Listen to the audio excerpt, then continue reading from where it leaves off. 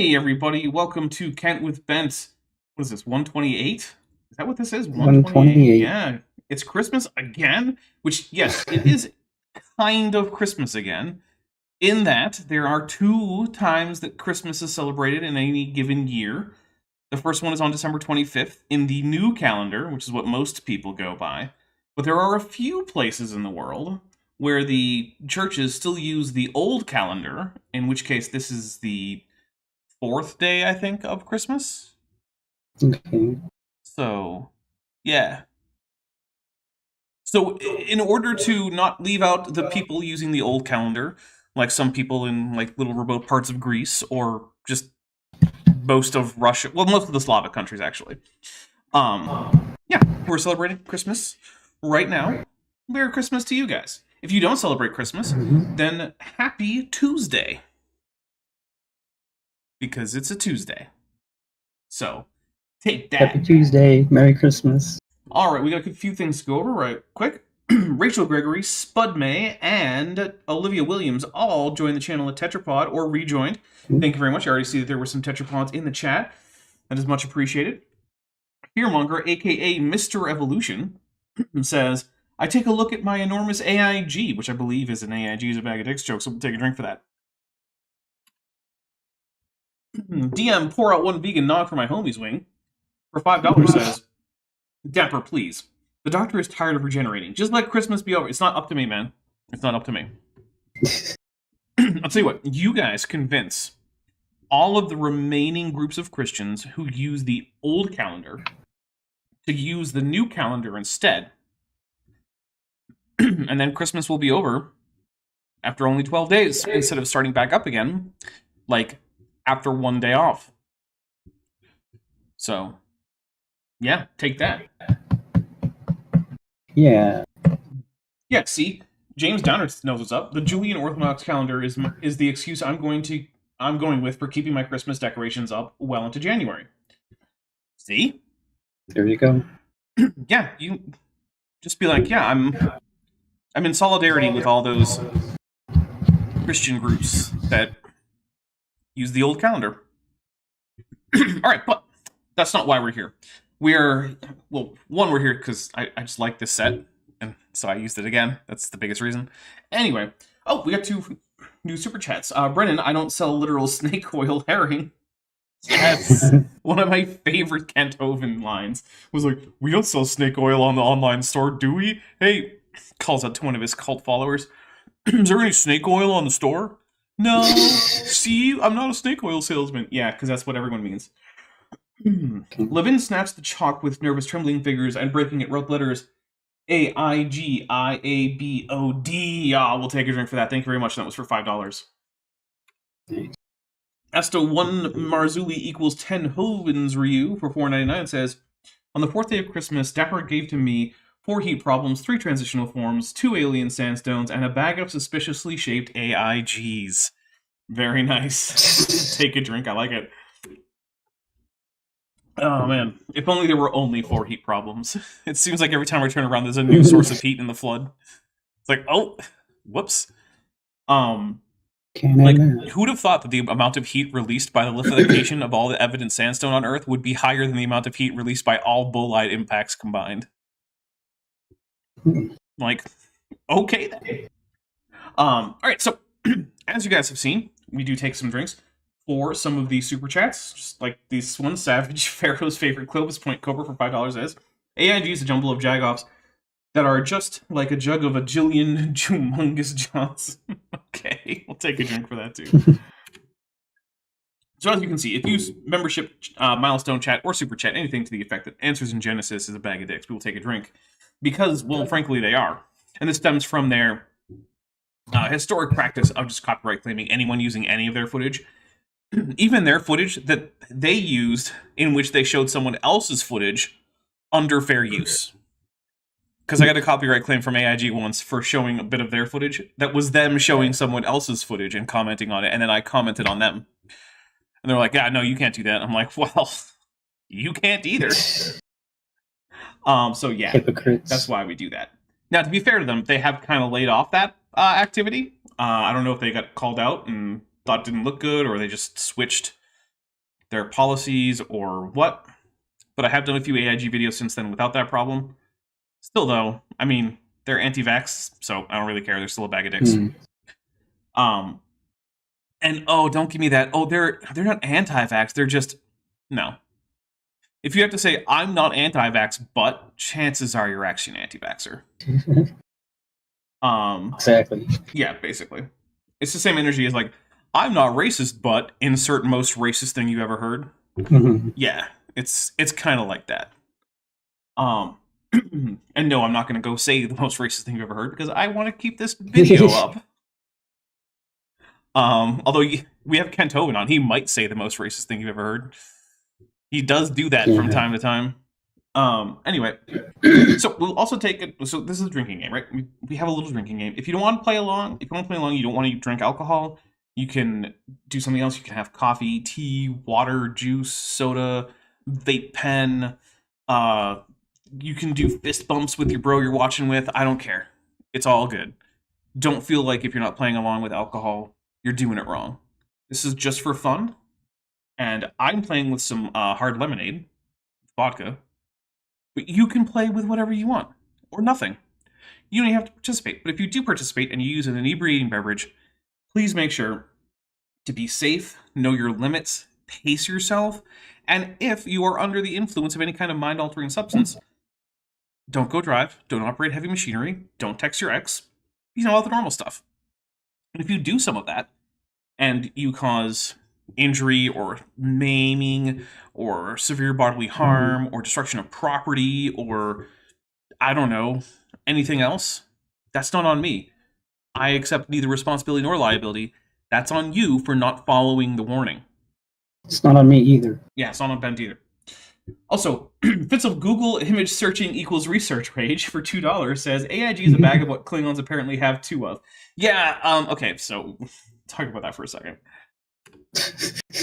Look, it is a thing in Star Trek that Klingons have doubled up on many anatomical bits, right? They have 2 livers, they have an 8-chambered heart, they've got at least 3 lungs, I think it's 4, I don't know. They've got 4 kidneys.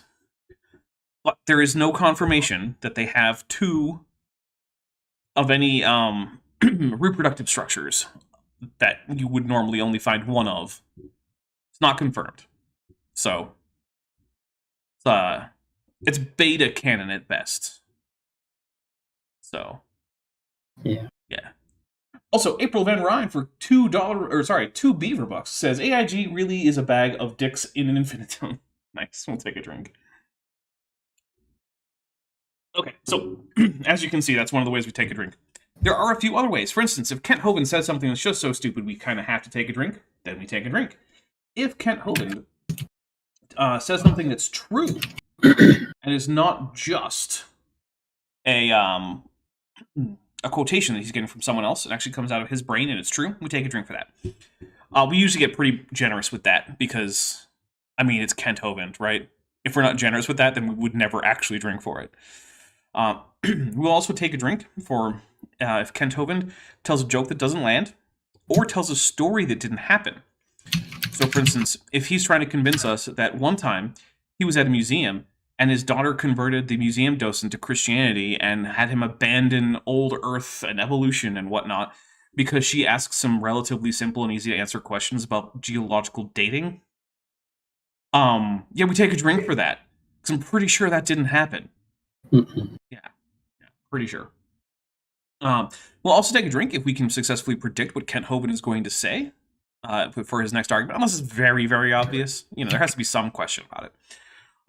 We'll also take a drink if Kent Hovind mentions certain German political parties or their more historically significant activities in, say, the early to mid-20th century, or mentions any of their more prominent members or leaders. Take a drink for that. Sometimes we call it the Godwin's Law drink, but technically he doesn't actually have to commit Godwin's Law. He just has to bring up the people who normally would result in you doing Godwin's Law, right? Because Godwin's Law is when you compare your intellectual opponent to one of those people. He doesn't actually have to do that to trigger it. He just has to bring them up, because he brings them up all the time. We also will take a drink if Kent Hovind confuses what we know about the specimen Lucy for what we know about any wider taxon, including her species. Because, as you might know, Lucy is but one individual of Australopithecus afarensis, and we have, I think it's at least hundreds, it might be thousands of other individual Australopithecines. That's a lot. Yeah, as well as other hominins that are not Australopithecines. So we will also take a drink if anyone gifts memberships. That's the one I'm thinking of. Yes, if you gift a membership, we will take a drink per membership, up to about 30 or so, in which case it's just finish the drink and go get another one. So, and what am I missing, Bent? The Kaiju monsters. Oh, right, yes. If you have a super chat or milestone chat that involves any of the kaiju monsters, kaiju monsters is sort of redundant, right? Because kaiju just means monster in Japanese, but whatever. If we, so that's Godzilla, Mothra, King Ghidorah. They're in the channel emojis. You do have to be a member to get those. We'll take a drink. We'll also take a drink if any of them come by audibly. And also, if we have a Dapper as a professional moment, where I just badly screw up the stream somehow, yeah, we take a drink for that now. Because it happens. And, might as well make it fun when it happens. Yeah. So, yeah, I think that's it. Bent, have I missed any that you know of? Did you mention Trojan source? I did not. Yeah, Trojan source. Yeah, so if Ken Hovind cites a source and we check, and not only does the source fail to support his claim, but actively contradicts his claim, we take a drink for that. So, there we go. Just a few, few small rules. Oh, and Peter says, yes, Lucy finally made it in. Oh, she's actually been in for a while. Because I'm really tired of people saying things like, we don't know what Lucy's feet looked like because she didn't have feet. It's like, yeah, okay, but other members of her species have been found with foot bones, so yeah, we do. Yeah. Okay, so I think we're ready. This is actually a brand new video that we're starting. This is lesson 9 in Creation Science Evangelism College Course 102 level. Because he made so many of these. All right, here we go. All right, this will be class number 9. By now you should have taken your quiz from the previous class. Uh-oh, I didn't take my quiz, did you? I did not take a quiz. Darn. I was not provided with a quiz. Well, I think we should probably have to go away and go do that quiz. So, guys, we'll talk to you later. I'll see you tomorrow for my... No, never mind. We'll just keep going. It's fine. And we'll take up where we left off. In our what we're covering is what's on seminar part 4 of my series. Remember, that's a 10-part seminar. We've only gotten through part 4 so far in his expanded versions. Wow. Yeah. And the last couple of weeks we talked about, or last class we talked about survival of the fittest. It really doesn't happen. It's actually survival of the luckiest. Kent, there more than one thing can be true at the same time. Just gonna put that out there, right? Genetic drift is a thing. So is selection. This is a very obvious thing. In fact, it's actually now hard to find a creationist who does not accept natural selection as a mechanism of at least microevolution. I know Randy Galuza and his ICR buddies are trying to come up with something else, but not even the other creationists are buying it. So, yeah. So let's take up with just an illustration to help you see how that some people can make good observations and still come to the wrong conclusions. Oh. Maybe you heard the story about the scientists who were going to see how far the frog could jump. I really hate this one. They put this big old frog down, and they said, "Jump, frog!" That big old bullfrog jumped 80 inches. They brought the frog back to the starting line and cut off one leg. Said, "Jump, frog!" He only jumped 70 inches. They brought him back, cut off another leg. Said, "Jump, frog!" Actually, with any 2 legs removed, chances are the frog probably won't be able to jump, because even if it's just the 2 front legs, they use those to brace themselves so they actually have a good angle. So probably just kind of flop around. Also, this is just unnecessarily abusive, and I know that it's not a real story that didn't actually happen. This experiment is stupid and no one would actually do it. Even in a period when, people just didn't really care about animal abuse. But, why make a joke about something so gross? Yeah, I don't know. Yeah. It's in very bad taste. Vandalian 1988 for $5 says, "Don't worry, if you've memorized Kent's catchphrases by now, you can pass the quiz." Which, I mean, I probably have at this point, let's be honest. Yeah. He only jumped 60 inches. They brought him back, cut off another leg. Said, "Jump, frog." He only jumped 50 inches. Yeah, there's no way that a frog with only one leg is going to be able to jump 50 inches. I'm sorry. Yeah, that seems very unlikely. Mm-hmm. They brought him back, cut off his last leg, and said, "Jump, frog." They expected he'd go about 40 inches. He actually jumped 0. The frog didn't move. They were amazed. They tried the experiment again. New frog. Got the same results. They yelled and screamed and coaxed and said, "Come on, jump, frog, jump!" Frog didn't move. I'm going to call this as a joke that didn't land, because I can't imagine why he would tell this and then have it be like a serious point. It's pretty wacky that he's saying all. Alex Markle says, "What did you expect from such a twisted individual?" Yeah, I mean, look. It's a good point. It's a good point. I'm still going to comment on just how gross this entire joke is. I mean, look, I'm not someone who's like, we need, like, it's never okay to experiment on animals, even to the point where sometimes you have to euthanize them. But, like, I'm definitely against cruelty to animals for no benefit to anyone, right? Like, that's just not okay. I'm also pretty iffy when it comes to great ape experimentation overall. Just, like, period.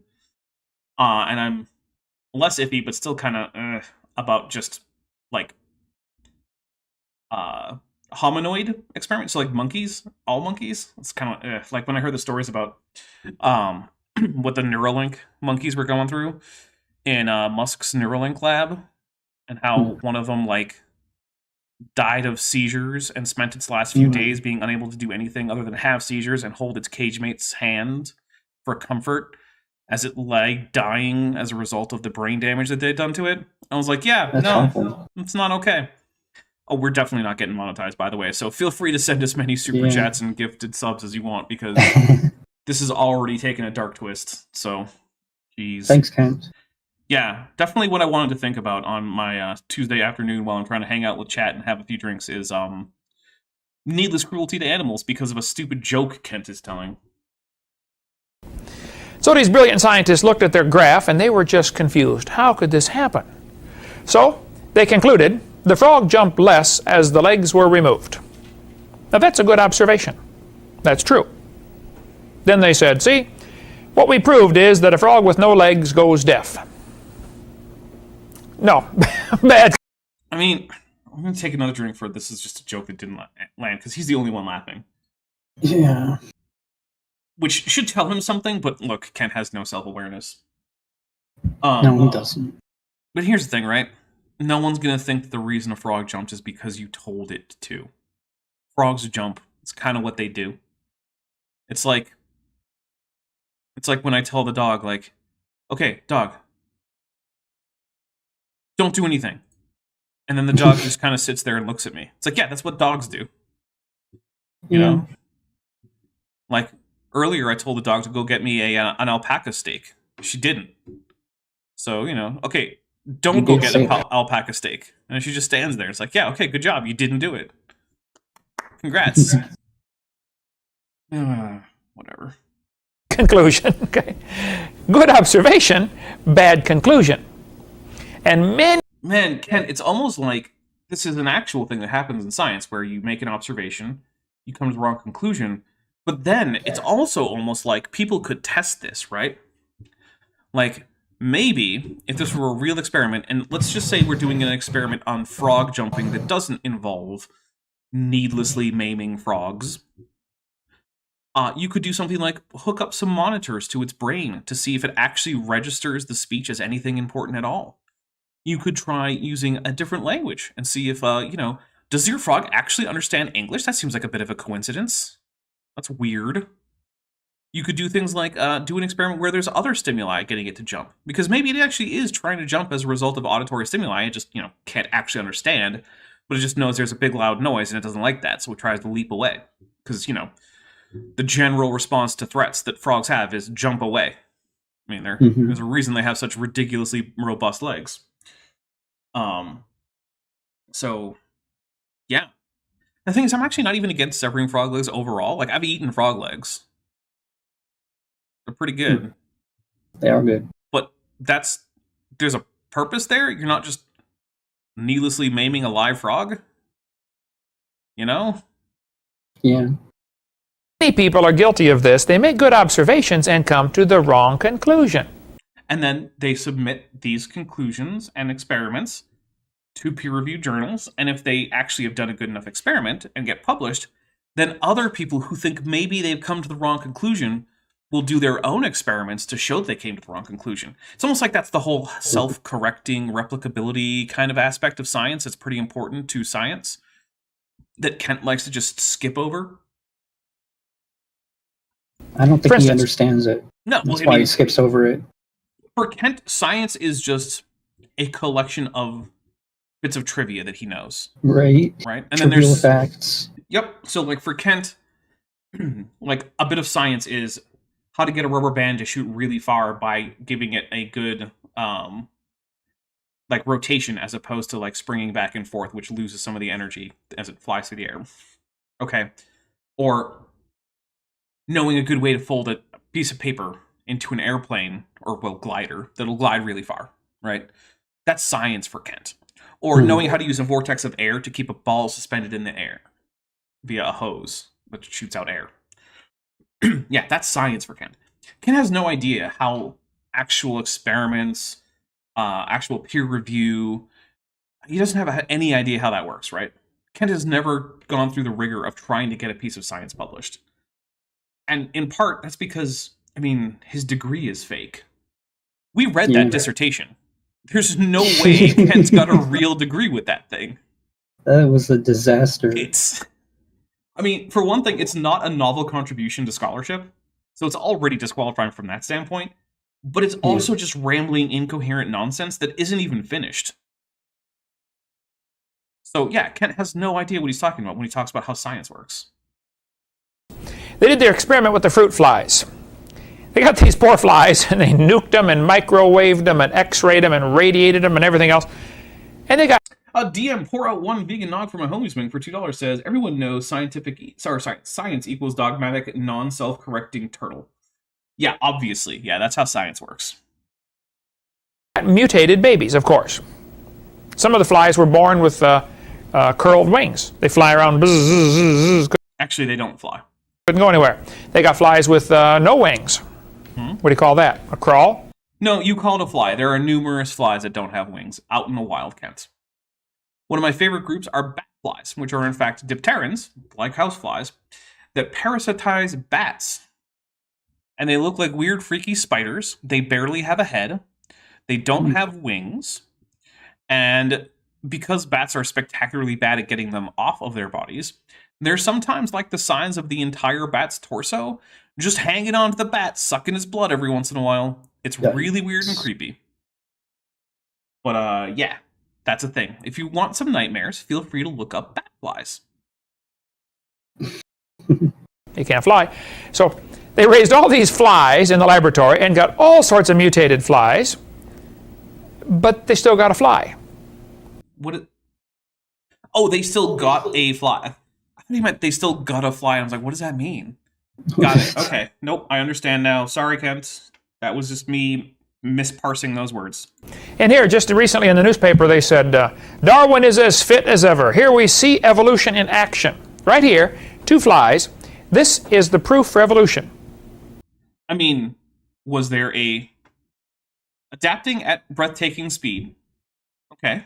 Let's see if we can find this. Darwin as fit as ever. Let's see what we get. Darwin as fit as ever. Evolution in action.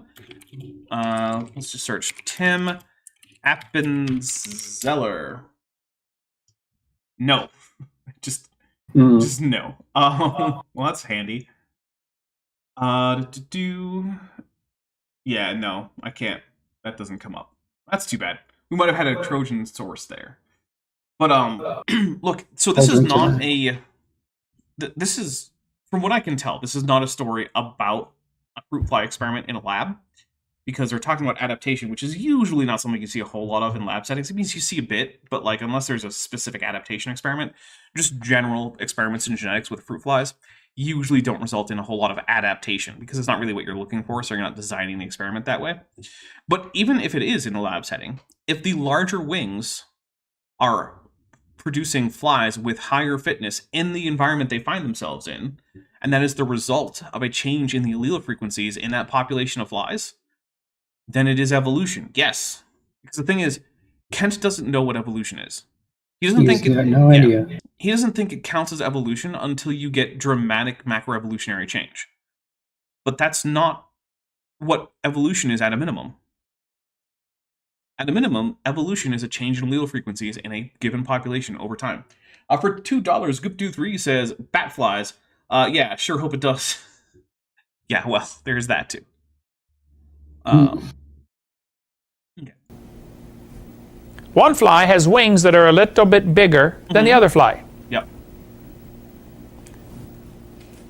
Is that proof for evolution?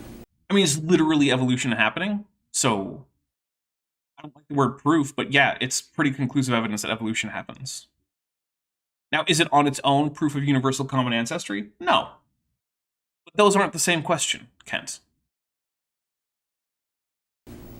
Wait a minute. It's still a fly. You might have a fly getting better nutrition and able to grow. Yeah, it's still a fly, like it always will be, because that's how evolution works. You can't ever get a fly to not be a fly, because fly is a group of organisms. It's Diptera in this case, right? Which means 2 wings, which is a little inaccurate, but whatever. Once a group of arthropods evolved to be dipterans, their descendants will always be in Diptera. They might look radically different, like bat fly. Like, we're just going to pull one up.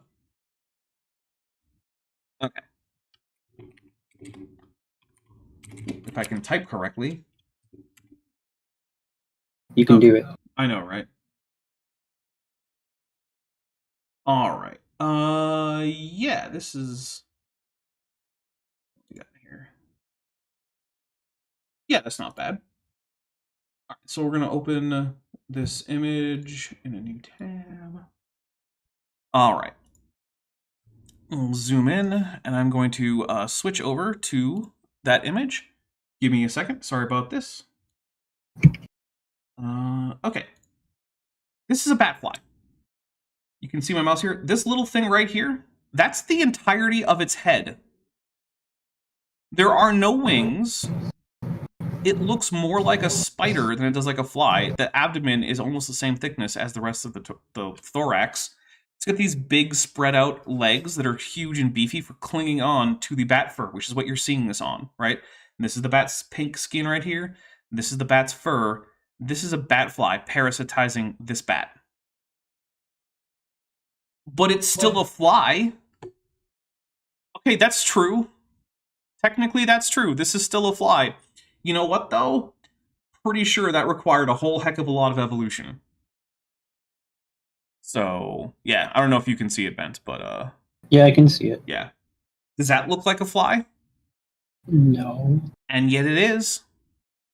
I believe you. So, yeah, what are we even doing here? Back to Kent. We'll get that nightmare off the screen. Sorry. My unfinished chapter 1 for $5 says, time flies like an arrow, fruit flies like a banana, Kent flies in the face of reason. Yes. It's good. Caden Slinker just says, wow. Yeah, that's a fly. Go ahead and look at that and then tell me that, oh yeah, but it's still a fly. Evolution is fake though. Okay, cool. Bigger, or he's in an area where the larger wingspan is necessary for some reason. Maybe he's in higher altitude and he needs bigger wings because the air is thinner. I don't know, but it's still a fly. That's an example of variation within the kind. I love that for Kent, fly is a kind. The entire insect order of Diptera is just one kind. We're taking a drink. That's just so dumb. Because you would never accept that for mammals, right? Because that would be like Right. saying, okay, deer, cows, whales, buffalo, hippos, pigs, camels, all the same kind. Giraffes in there too. Pronghorns, all in the same kind. You think Kent would accept that? No, No, of course not not. a chance. But Kent has a conception of the diversity of even-toed ungulates, right? Because he can name a bunch of them. But because Kent isn't aware of the diversity in flies, he can't. He can think of like, oh, there's house flies and fruit flies and, I don't know, horse flies. And that's going to be like it for him. He probably doesn't even know that mosquitoes are flies. Mosquitoes are in Diptera too. I can almost guarantee you he doesn't know that. So for him, no, that seems just as reasonable. But once you realize what he's actually talking about, his kind just became hugely diverse. He'll say the same thing sometimes about bacteria. It's like, it's still bacteria. Dude, there's more diversity in the bacteria than there are in all animals put together. That's crazy, but he doesn't think about this because this is a man who does not actually know anything about science, nor does he care to know about science. You think Kent's going to go do a study on dipteran diversity? No. No, he's not even going to do a literature search on dipteran diversity. Think Ken Hovind has ever done an actual literature search in his life? No. No, of course not. Ask the Frog's Ask the Frog Disarmament Ryu. Nice. For $4.99 says, you think Kent would accept Onychophora and Annelida being the same kind? Yeah, I'll bet he would. Even though they're not very closely related at all. Annelida is a group of like roundworms, and Onychophora are velvet worms. And they're about as different as animals get, right? In terms of actual evolutionary history. Not quite, but yeah, they're extremely different. Carrie Bronson, who's been a member for 32 months at the annual level. Thank you so much. Nice. That is a long time to be a member. I really appreciate it. Says, it flies. It's a fly. There. And there's a definition of a kind. Goodness. And Savage Pharaoh's favorite Clovis Point Cobra, for $2 says, may Kent become very familiar with horseflies. Yeah. Nah, fair. Man, those things hurt so much. You ever been bit by a horsefly? No. Ooh. I don't recommend. It is rough. I will take that advice. Yeah, it is not a good time. That would be an example of microevolution. Yes, that's true. We'll take a drink. That is an example of microevolution, which is part of evolution, Kent. It's like he's watching someone, like, I don't know, dunk a basketball, and he's like, so you think that's basketball? Like, I mean, it's not all of it, but yeah, that is basketball going on right there. Yeah. There's more to it than that, but yes, that is it. Just goodness. But some poor student's going to read this and think, wow, they have proof for evolution. I saw it in the paper. I mean, literally, yes. If you watch something happen, then that's proof of it. Right? Like, if I tear a page out of a Bible and hand it to Kent, and I say, do you think that's evidence the Bible exists? The answer is yes. That's a bit of it. It's right there. Did I hand him the whole Bible? No. You don't get to say that just because I didn't hand him the whole Bible, I didn't hand him evidence of Bibles. And the thing is, I know he would get that, right? He would get that one right. But he has to have separate standards of evidence for different things in his life. Because if he had a consistent standard of evidence for evolution, he would absolutely accept it. Mm-hmm. No, they have proof for variations after their kind. The scientists concluded that all the... Oh, I'm sorry. I seem to have a little bit of a frog in my throat today. Hopefully it still has all of its legs. Yeah. Pipplepunk, half dog, half canine. Awesome. For $5 says, obviously birds didn't evolve from dinosaurs. They're still dinosaurs. Checkmate, evolutionists. Yeah, that... still dinosaurs. They must not have evolved into birds. Okay, yeah, that's... I mean, that's Kent's logic. The mutations observed with the fruit flies produced flies that were inferior to the original fly. Based on what? What makes them inferior? I don't know. I don't know. What makes it so that, like, we'll pick an example, right? He had the wingless fly. Why is that inferior to a winged fly?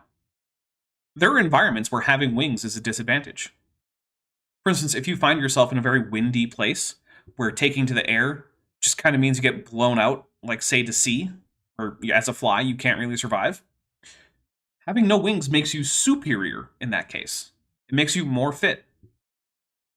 Just because you think of flies in a stereotypical environment, like where you find houseflies, right? That doesn't mean that that's the environment all flies find themselves in. If they just find themselves in an environment where humans are selecting for the smallest wings possible and only letting flies with the smallest wings breed and killing off the rest of them, that's an environment where it's advantageous to not have wings. It's a really weird and artificial environment, and it's probably not going to persist for very long, nor is it very common, but it's still an environment.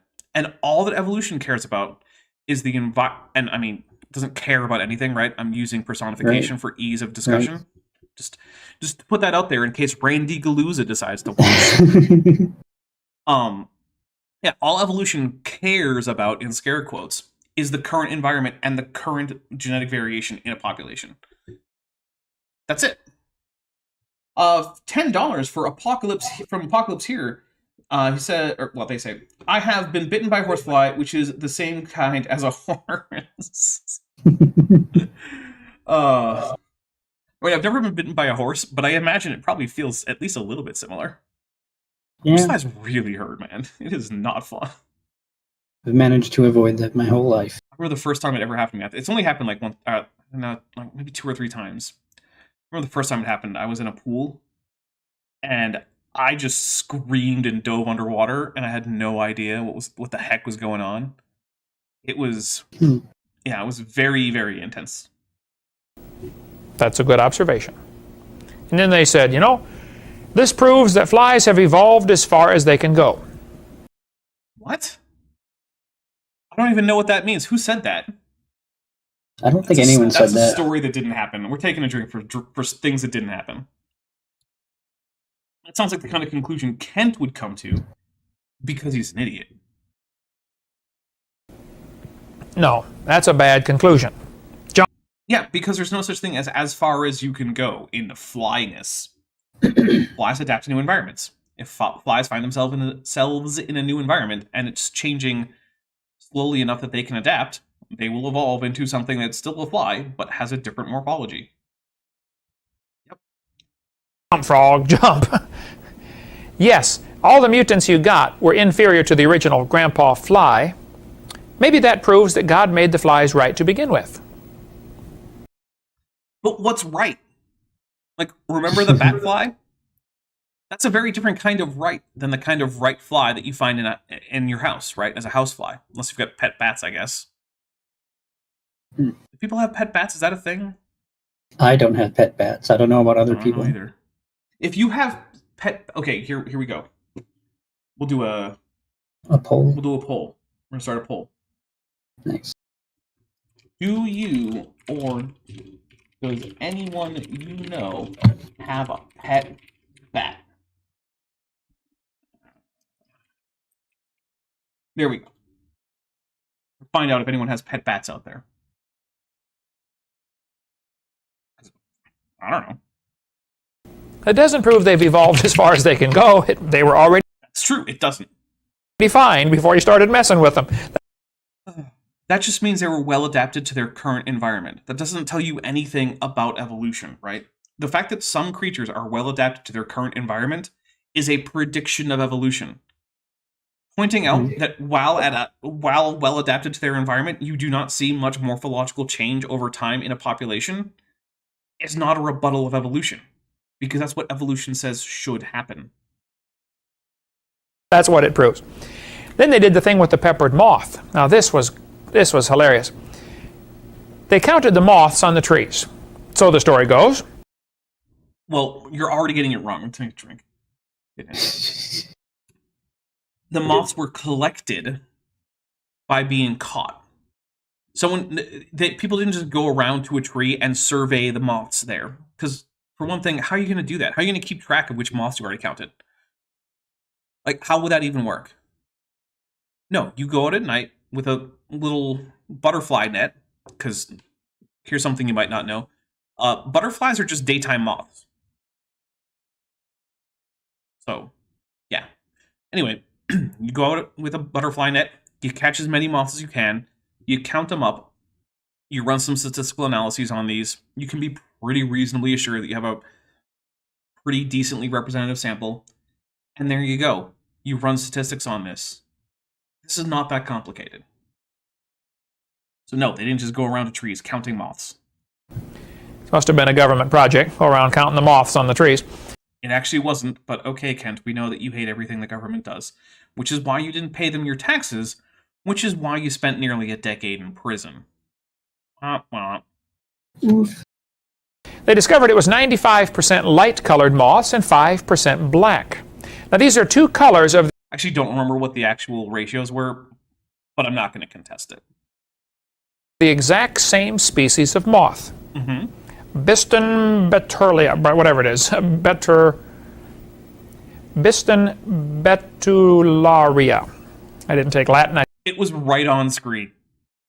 Yeah, and he was still struggling with it. Yeah. I took French, and it took me further than I took it. But that was a joke that didn't land. There's two colors of the same kind of moth.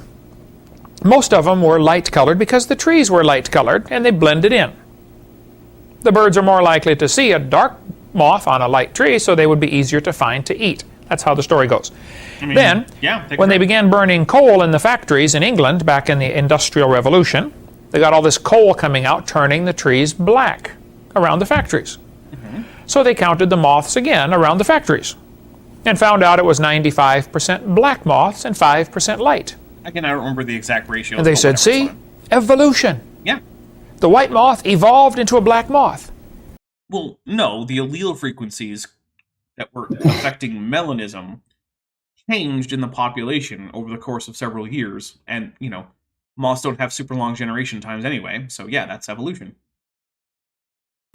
No, that's not what happened at all. Oh, now, it turns out the whole story is a fake. It didn't happen at all. But even so, people didn't go out collecting these moths? What actually happened? Did people just make up numbers of moths? Why didn't anyone just go check? Because that's actually pretty easy to do. If you feel like, oh, hey, you know what? Last time I was out in the woods, I actually saw a different ratio of dark versus light colored peppered moths. I'll bet I could raise my standing in the scientific community by showing that this guy who did his little collection and counting experiment is actually a liar.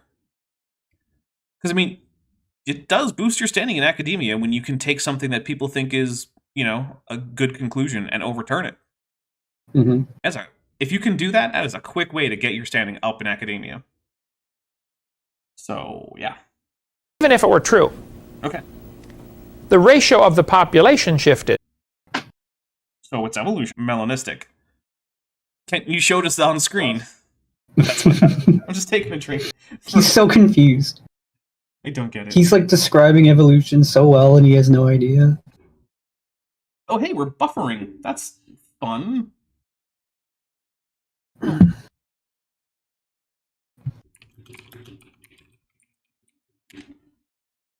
Well, let's hope. He's back. Should be back now. Okay. Sorry about that. My connection dropped to 0. Anyway, a couple things. For $5, Pillowpunk, half dog, half canine, says, I once found a bat drowning in a pool skimmer and took care of it for a couple weeks before release. Not quite a pet, but it was interesting. Oh, hey, that's fair. And yeah, it's not quite a pet, but yeah, it's definitely something. Let's see. We also had Zach B. Hancock, who popped in to say something that I wanted to read out. Where did it go? Oh, here we go. Fun fact, this study was the first time the selection coefficient was estimated in Nature and by JBS Haldane himself. Oh, that's really cool, actually. I did not know that at all. Yeah, also, sorry about this buffering. For some reason, OBS just dropped me to 0 kbps. So I stopped the stream and started to back up, and now we're back over 5 Mbps. So It started off as a moth. It ended up as a moth. Yep, as required by evolution, Kent. Yep. No matter how many times you say, Kent, it's never going to be a good argument, right? never, ever going to be a good argument, right? It's just like, Kent's a pretty standard Trinitarian, right? If I say, no matter what, Jesus started out human and he ended up human, therefore Christianity fake, though. Yeah, that's just standard Christian Christology. That doesn't mean anything for Christianity, at least as far as, if you're a relatively standard Trinitarian, dual natures of Christ type Christian, which is the majority of Christians. Yep, that proves we all came from a rock, all right? I mean, what? No, it's a demonstration of natural selection, one of the main mechanisms proposed by Darwin. I'm going to take a drink, right? This is something that actually I find comes up quite a bit, where creationists think that basically everything everything biologists do is, one, trying to demonstrate evolution, and two, that is trying to demonstrate literally every aspect of evolution all at once. And if it doesn't do both of those things, then it doesn't count as evidence at all of anything. I saw this once, someone was complaining that a video about human evolution was not actually demonstrating that humans had evolved from other apes.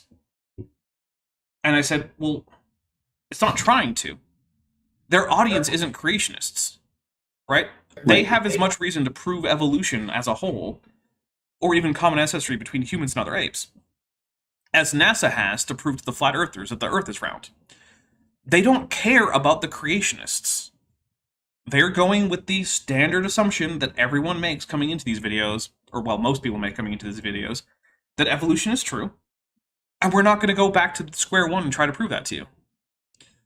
There are other sources for that.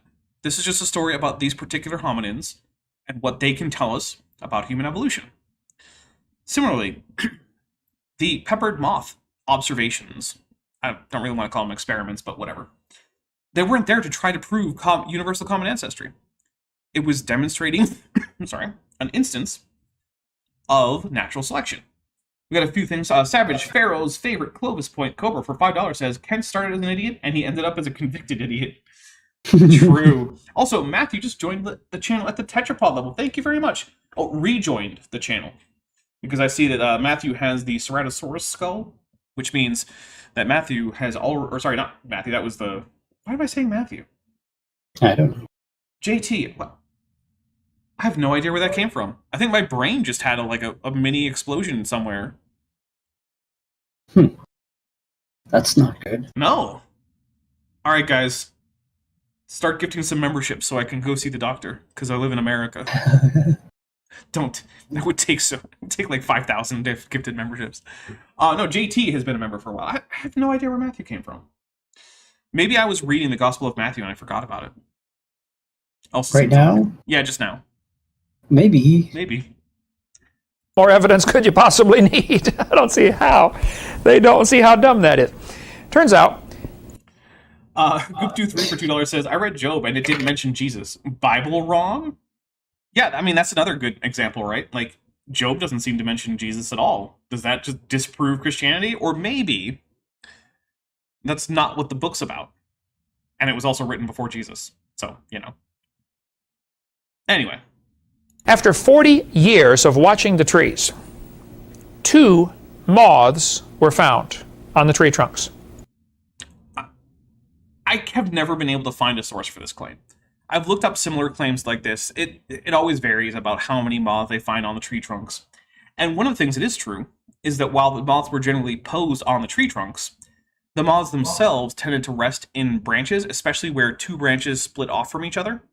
They like to nest or sit in the crook between those 2 areas. But here's the thing about that. The posing of the moths on the tree trunk was for the purpose of taking a picture to clearly illustrate the camouflage.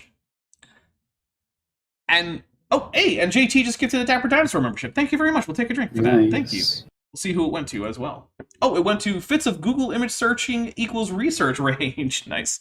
Thank you very much. So yeah, these were just for the research to say, hey, look, this is why there's camouflage, right? So you pin them to the trunks. And they were dead moths anyway. But the moths did rest on the trees, just not on the trunks, but who cares? It's harder to photograph side-by-side moths in a little nook in a branch. So it's not what was done. No one was lying about this, right? Same thing as like when you take pictures from like an anatomy paper, you have a carefully posed dissected animal, right? You can't just say, well, that paper doesn't count because animals don't just go around displaying their anatomy while being dissected in the wild. Yeah, everyone knows that. Jeez. It is absurd. In 40 years. So what the guy did to take the picture to go in your textbook, he glued dead moths to the trees. Yeah, because he wanted to be able to take a nice illustrative picture. I'm sorry that clear visuals are something you're against, Kent. Seems weird. I don't know why you're against it. And took the picture as proof for evolution. No, as a demonstration of natural selection. Were dead and glued on the tree. Yeah? Then he took a dead bird and stuffed it and glued it on the tree like it's about to eat the colored moth that he wanted it to eat. Do you have any examples of this picture, Kent? Because I've never heard of that part of the story. Yeah, me neither. I would love to see an example of this alleged picture. Because I don't think it exists. That's what I think. Whole thing was staged. It was fake. So, Kent, are you saying that, one, peppered moths don't rest on trees at all, where their camouflage would come in handy? And that, two, birds don't eat moths? Is that... Because unless those are both true, none of this matters.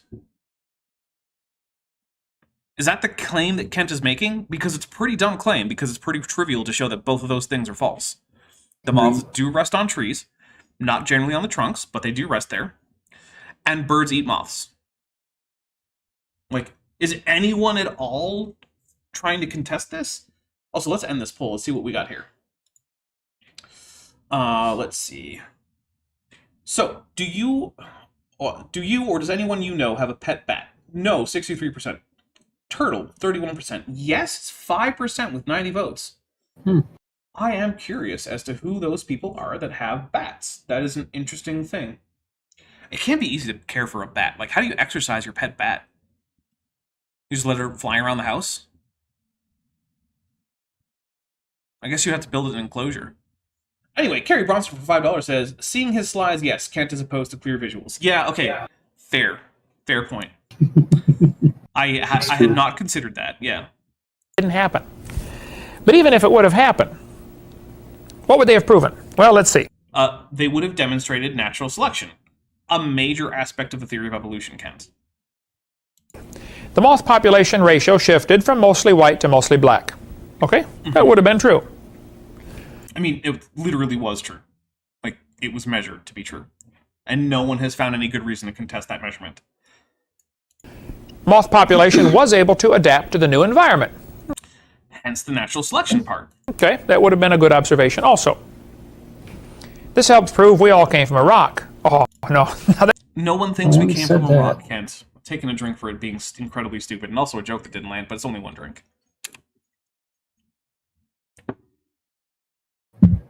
There's a bad conclusion, okay? Jump, frog, jump.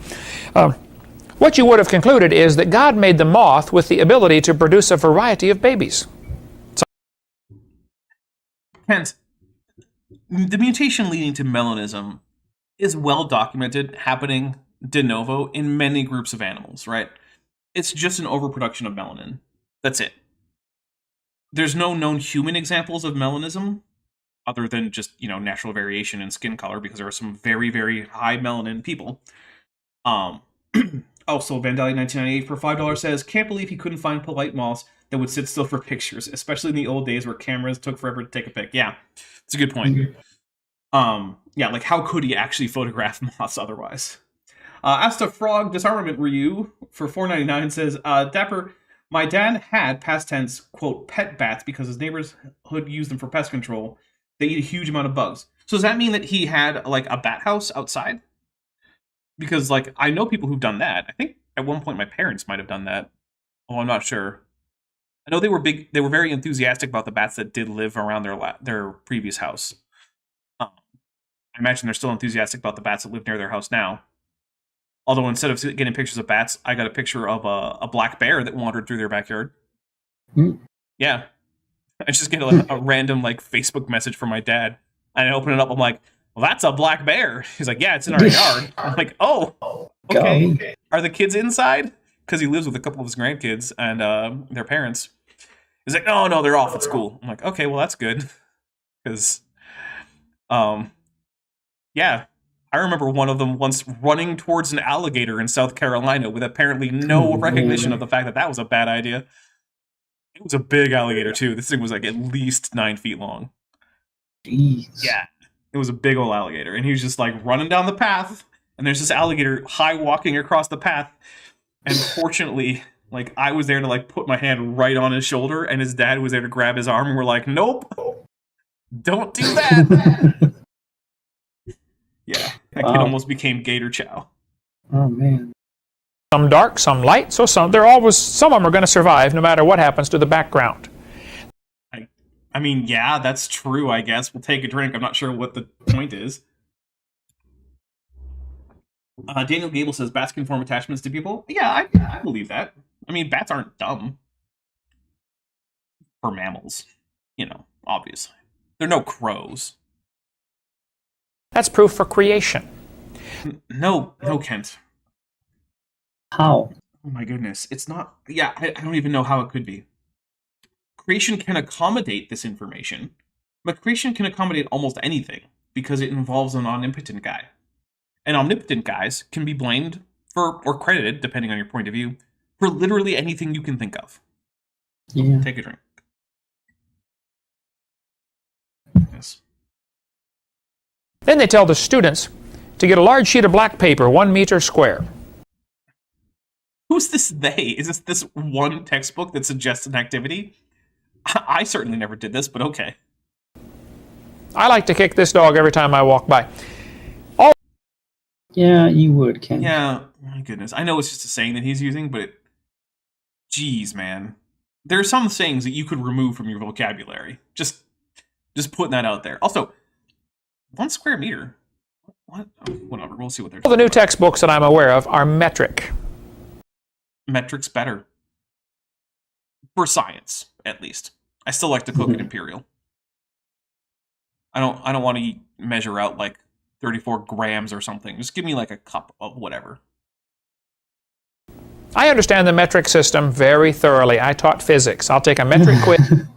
I do not believe him. Sure you do, Kent. I can't say for certain, but I don't believe him. Against anybody you know. Okay. But I'm not sure I want a kid coming to help build my house that doesn't know what a 2x4 is. It doesn't matter if you're using metric or not. You just go buy 2x4s, right? There's a section of them. And if there's not, you just ask them to be cut to be 2x4s. And here's the other thing, Kent. You can also just measure your building project in meters, and it's going to work out just fine as long as you're consistent. Sure, the scale might be a little bit different from what you were expecting, but you can still do it. It's going to be fine. In fact, did you know that as of a few decades ago, feet and inches and all those, and pounds and whatnot, are all actually now defined by the metric system? The metric system is now under the hood of all of those American customary units. An inch is defined as a certain exact number of centimeters. 2.54. I mean, it's going to be at least close to that. It might actually just literally be that. I like pelagic tunicates, full stop, and JT. How dare you, sir? But for $2 says AIG is a bag of dicks, so we'll take a drink. Thank you very much. All right, guys, on that note, we're going to take a quick break. I'm going to refill my drink. Feel free to, grab your snacks, use a little biology break time. And in the meantime, if you're sticking around, we will be treating you to the musical stylings of some guy, I don't know. What's his name? His name is Ben Hovind, no relation. Oh, okay. Also, Goop23 for $2 says, a 2x4 isn't even 2x4 once the wood dries. Yeah, that's true. But here we go. Intermission time.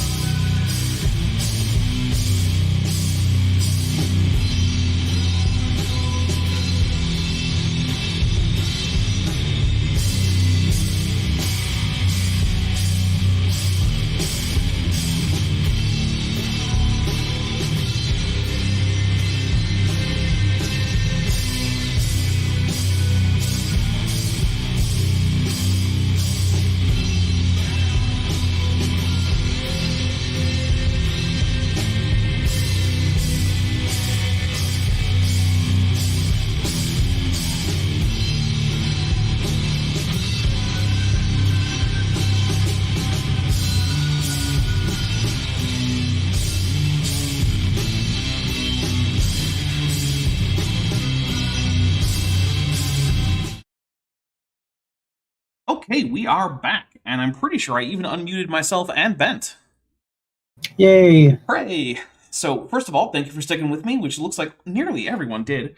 I'm always a little bit worried that we're going to lose a few people over the course of a break, and we usually use, a handful. That's okay.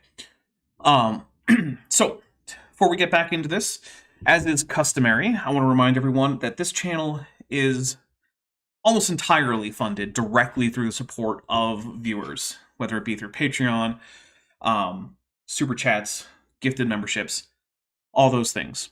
And it is an important part of keeping this channel going, right? This channel, it actually came close to me having to stop doing this channel at the same pace that I'm doing now at one point. It was a while ago at this point. But at one point, I think I said to Bent, I think I only have 3 months. Yeah. And that's it. But it was right around that time that the channel went from being in the red to going into the black. And then suddenly I was like, oh, I think I have 5 months. Oh, I think I have 8 months. I think I could do this for another year. And now it's to the point where there's not currently an end in sight. And I cannot say how much I appreciate that. In fact, look at that. Savage, Pharaoh's favorite Clovis Point. There you go. Cobra. Just gifted 5 Dapper Dinosaur memberships. Then went to Michael, I cannot talk today, Nayrum, Kent No Relation Halstead, Bill Mueller, Queer Toadstool, and Tyler West. I didn't know toadstools could be queer. That's interesting. All right, here we go. 5 drinks. 1, 2, 3, 4, and 5. And here's a couple things. Look, I know it's January. I see my metrics. January is never a great month. I think in part because everyone did holiday shopping. And so your budget isn't that great. So I get it. But if you can afford it and you would like to support the channel, we have a number of great ways to do that. We have the Patreon, where you can start as low as $1 a month or go as high as $100 a month. You can get a 15% discount for going annual. There's a link in the description. Bent also has a Patreon where he uploads various music stuff. Now you can get a lot of his music for free, but you can also get some early access and sort of behind the scenes tablatures and stuff like that. So check that out. There's also the channel memberships, which you've seen people join. By Atkinson for $10 says Dapper Forever. It gave me Wakanda Forever vibes right there, which I actually finally watched. It was pretty good. I liked it. I especially liked all the Yucatec. I appreciate the Black Panther series for bringing some attention to relatively obscure to Western audience languages, including Yucatec Maya, which is not quite an endangered language, but it's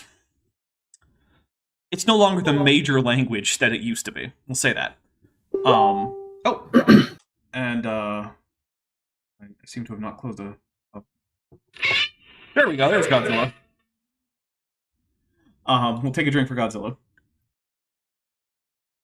Also, Gesture of Fools just joined the channel at the Tetchbot level. Thank you very much. Yeah, so we have the channel memberships, the Patreon. There's also a wish list for both me and Bent. I know, Bent, you have some stuff like protein shakes and some protein chips and whatnot. I've got protein products, mostly books, but I've also got stuff like isopropyl alcohol and printer resin for my 3D printing, because I've been getting into that recently. It's a lot of fun, even though sometimes it's frustrating because sometimes I have bad prints. I tried to print, 12 little tokens to play Star Trek Adventures with, and I ended up trying to, and I think I actually printed, or attempted to print something more like 36 or something, just to get 12 good ones. But you know what? I'm learning, I'm getting better, it's a lot of fun. Anyway, there's also a merch store that's linked in the description. If you go to the Patreon or the channel memberships, you can get access to a special Discord server that's just for supporters. I'm there pretty much every day, even on my off days. It's a really great way to get a hold of me, and I think it's a fun community. We have a lot of fun. We share memes. We discuss both trivial and important things. There's a lot of different channels. There's a Conlang channel. There's a TTRPG channel. There's a channel just for Power Rangers. There's a channel for heavy stuff, for if you need to vent, or if you want to avoid that stuff because you can't handle it first, or you just don't want to. You just don't go there. That's fine. So yeah, all of those are great options. Please feel free to help out if you want to, and if you can't afford to, then please don't give me any money if you can't afford to. And no matter what, like these videos, share them. I got 72 shares last week, which is more than 1% of the. Nice. Yes, it's more than 1% of the number of people who watch videos.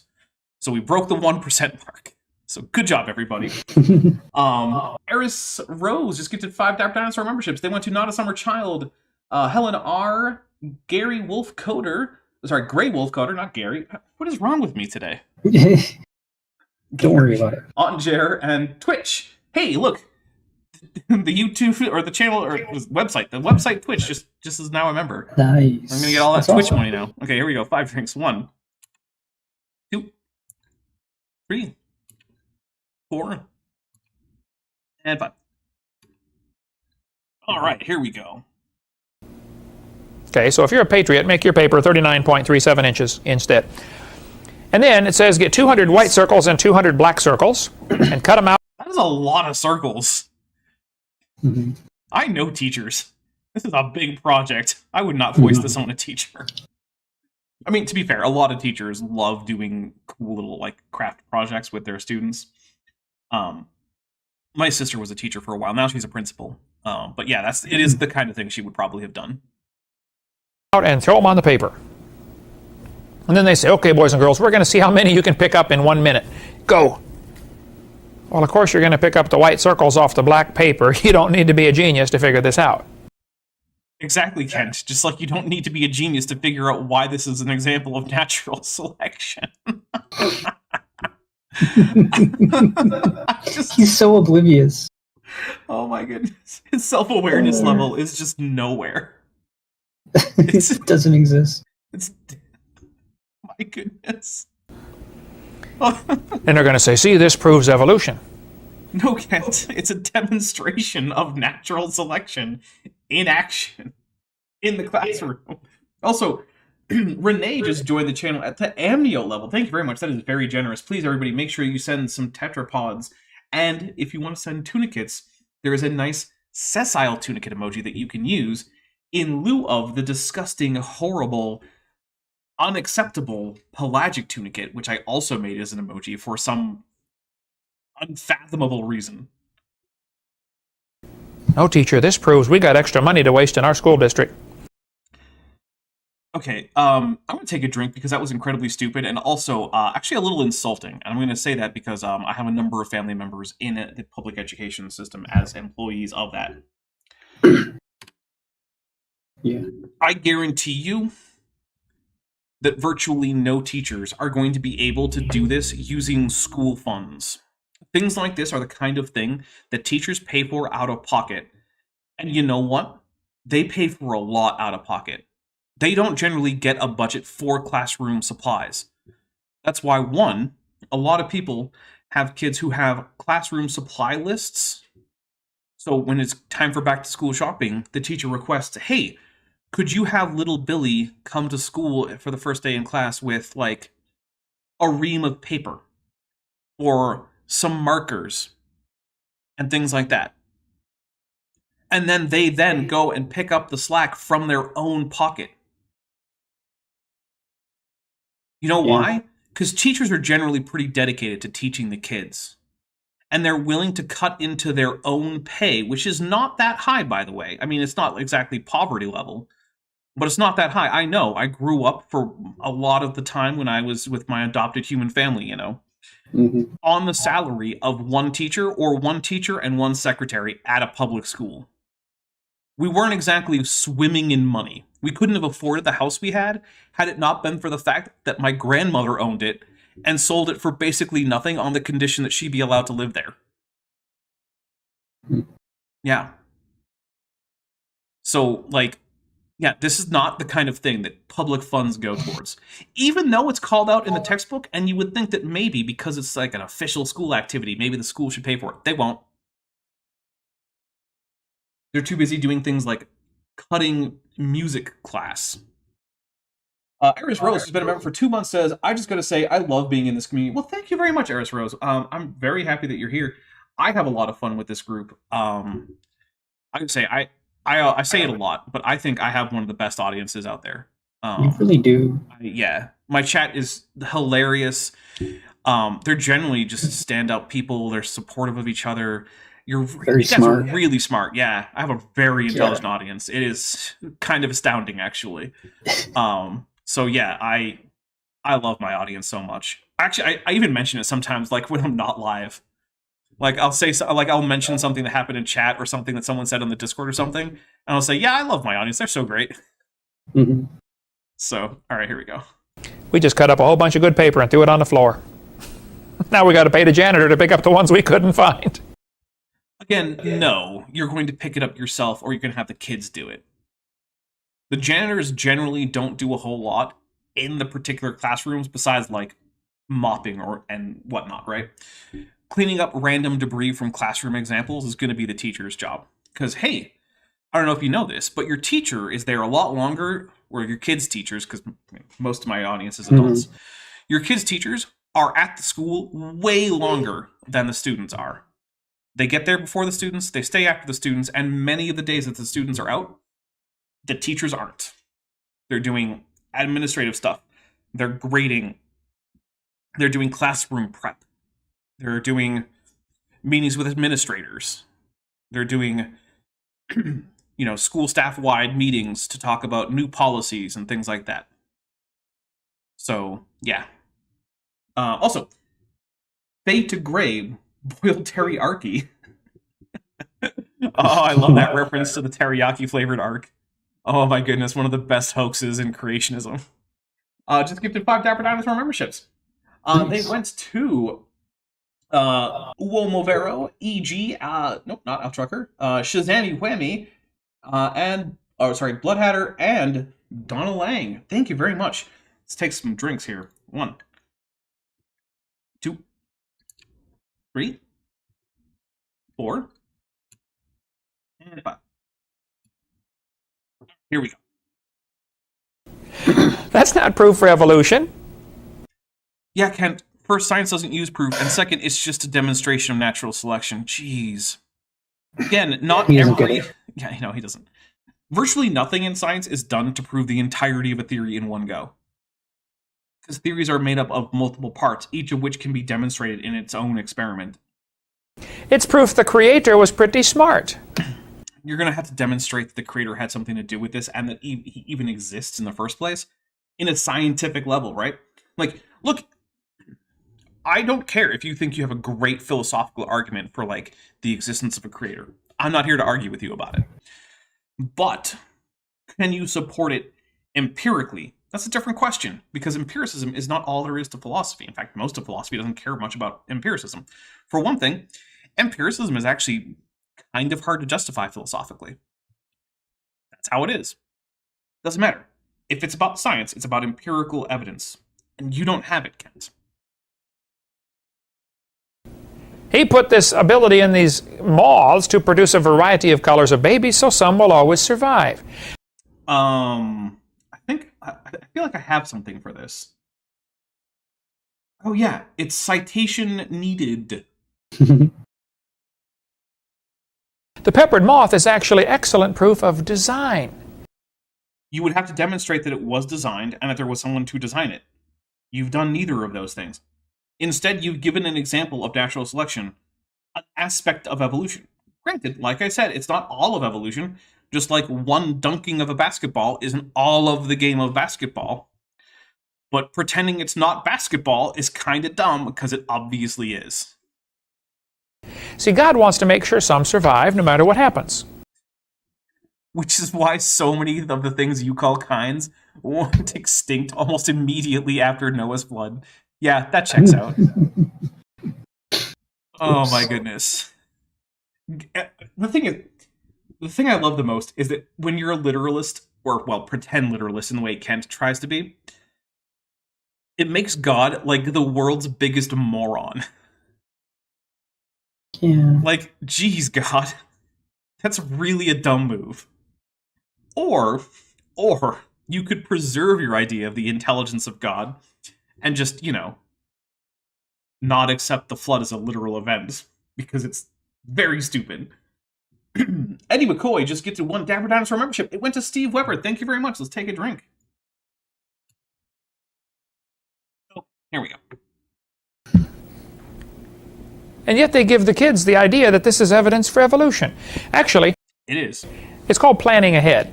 Did you know General Motors and Ford and I believe Toyota Okay. puts a heater and an air conditioner in some of their cars?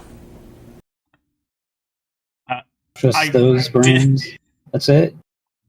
We didn't say just them. He did just say that those Why brands did he do. name 3 brands that do something that? Maybe he just didn't want to ask all of them. But as is tradition, when he asks a question, I ask a question. Did you know that Ford, Toyota, and what was the other one? Was it GM? Yeah, we'll go GM. Put heaters and air conditioners in their cars. I mean, I did. Be honest, guys. If you didn't know that, it's okay to say no. It's not going to be embarrassing. Plus, it's anonymous anyway, right? Roasting a Keller for $4.99 says, "Bah, I can't do super chats from Japan unless I VPN to the US." Wait, really? Curse you, Google, for using GeoIP instead of user settings. Wow, that's really weird. Huh. Yeah, that's kind of bizarre. I've never heard of that. Well, I'm glad you managed to figure it out. I mean, yeah, I don't know. Oh, wait a minute. Doesn't a heater and an air conditioner do the opposite thing? I mean, yeah. Oh, and Eddie McCoy just gets to the Dapper Dinosaur membership. Thank you very much, Eddie. Let's see who it went to. It went to ABCDEIG. Nice. Alphabet. We'll take a drink. Here we go. One heats it up, one cools it down. Mm-hmm. Why would you put both in the same car? I mean, For obvious reasons. yeah, it's extremely obvious. Oh, and Dr. Tapioca Weasel just gifted 5 more Dapper Dinosaur memberships. Thank you very much. Alex Hood, Peter Brzezinski, I think. Look, I'm not Polish, I'm sorry. Joel Duff, himself, and Supercritical Snake. Awesome, 5 more drinks.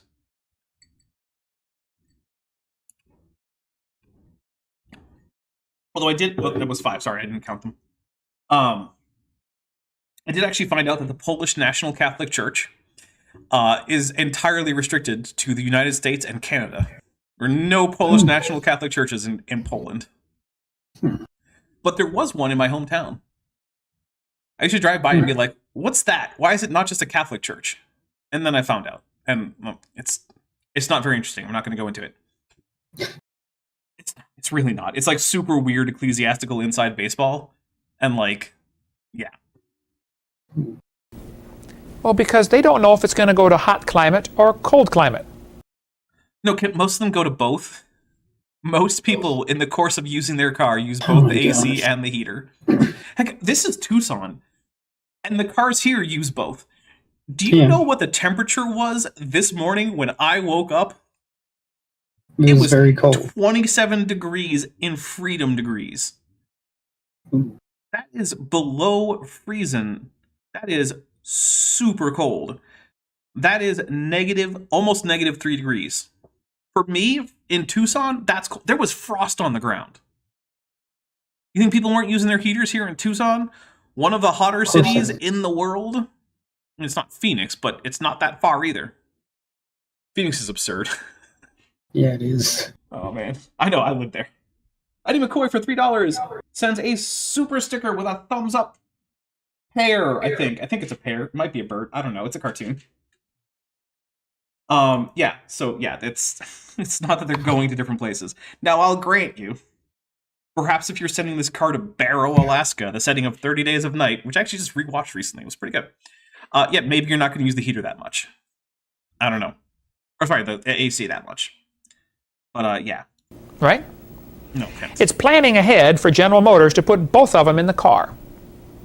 And it's planning ahead for God to put both genes in the moth population.